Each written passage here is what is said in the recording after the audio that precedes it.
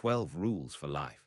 An Antidote to Chaos by Jordan B. Peterson. You're standing in your kitchen on a Tuesday morning, shoulders hunched over your phone, scrolling through an endless feed of others' successes, while your own life feels scattered in a dozen directions.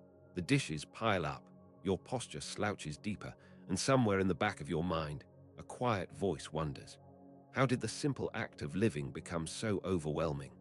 What if the antidote to this modern chaos isn't found in the grand gestures or life-changing revelations, but in the deliberate attention to how you carry yourself through the world?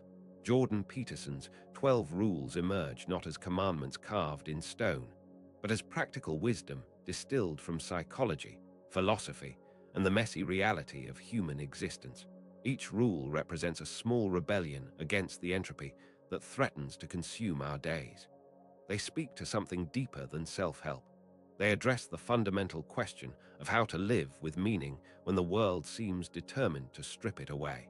In our age of infinite choices and constant comparison, these principles offer an unexpected framework. That meaning emerges not from avoiding life's difficulties, but from standing upright within them. Consider the profound simplicity hidden within. Stand up straight with your shoulders back. You might initially dismiss this as mere posture advice, but pause for a moment and feel what happens in your body when you deliberately straighten your spine. There's something more than physical occurring here, a shift in how you inhabit space, how you present yourself to the world. Peterson draws from evolutionary psychology to show us that this isn't superficial. When you stand tall, you're engaging ancient neural pathways that influence everything from your hormone levels to how others perceive your competence. The lobster, with its simple nervous system, demonstrates dominance hierarchies through posture. How much more complex, yet fundamentally similar, are our own social realities? This rule whispers a deeper truth, that your external stance shapes your internal landscape. When you consciously choose to stand straight, you're making a statement to yourself and to the world that you're willing to bear the weight of your own existence. You're saying that you matter enough to occupy space with intention. In a culture that often encourages us to shrink, to apologize for our presence, this becomes a quiet act of courage. The wisdom deepens when you consider the rule about treating yourself like someone you're responsible for helping. You likely extend more compassion to your struggling friend than to yourself when you falter. You probably give others the benefit of the doubt while holding yourself to impossible standards. This discrepancy reveals something troubling about our relationship with ourselves. We've somehow learned to be our own harshest critics rather than our most reliable allies. What would change if you offered yourself the same patience you'd give to someone you love? The shift isn't towards self-indulgence, but towards self-respect. You begin to ask different questions. What does this person need right now? How can I help them grow? What would genuine care look like in this situation? This internal reframing transforms self-care from selfish luxury into necessary stewardship of the one life you've been given to tend. Perhaps most challenging in our hyperconnected age is the rule about comparing yourself only to who you were yesterday, not to who someone else is today. Your social media feeds offer an endless parade of others' highlight reels, while you're intimately aware of your own behind-the-scenes struggles. The comparison trap isn't just psychologically damaging, it's existentially misguided. You're running someone else's race while neglecting your own unique course. When you shift the comparison to yesterday's version of yourself, something remarkable happens. Progress becomes visible in previously hidden places.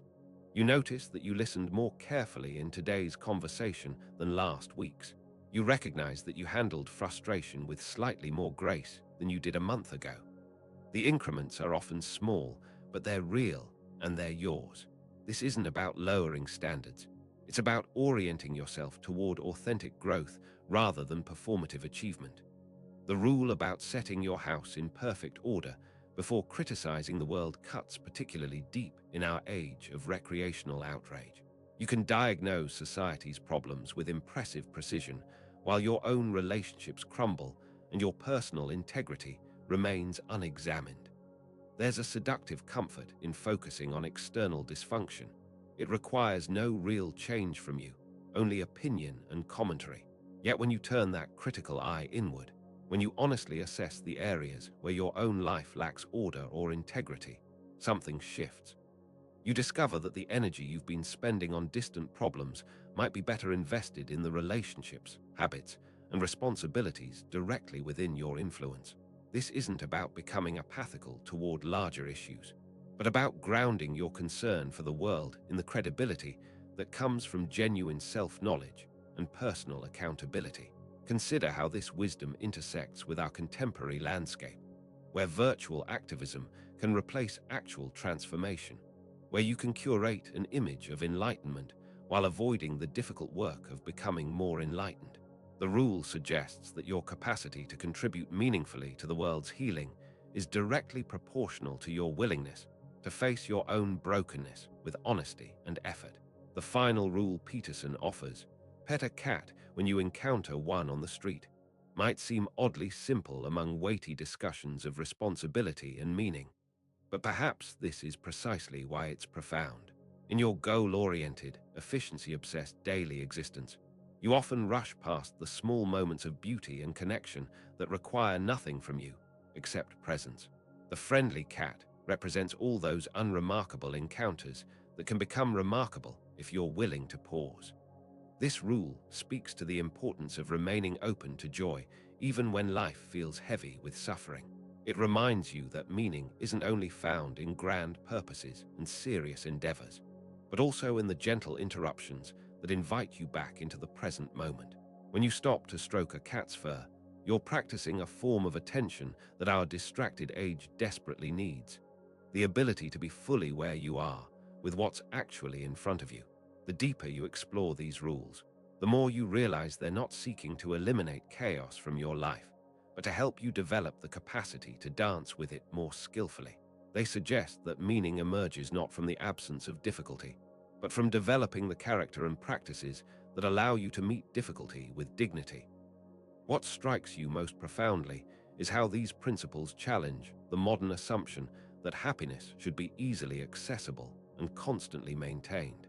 Instead, they propose that fulfillment comes from the disciplined pursuit of responsibility, truth, and gradual improvement. In an age of quick fixes and instant gratification, this feels both countercultural and deeply necessary. As you consider these rules in the context of your own daily choices, you begin to recognize how meaning and chaos aren't opposing forces in some cosmic battle, but dance partners in the ongoing creation of a life worth living. The rules offer you not the promise of a problem-free existence, but the tools to find purpose within the problems that inevitably arise. What would it mean to approach tomorrow with shoulders back, comparing yourself only to yesterday's version, treating yourself with the care you'd offer a dear friend? The question lingers softly as you close your eyes. In a world that seems determined to scatter your attention and fragment your purpose, how might these simple practices become acts of quiet rebellion? Small rituals of meaning-making that gradually transform not just your posture, but your entire stance toward existence itself.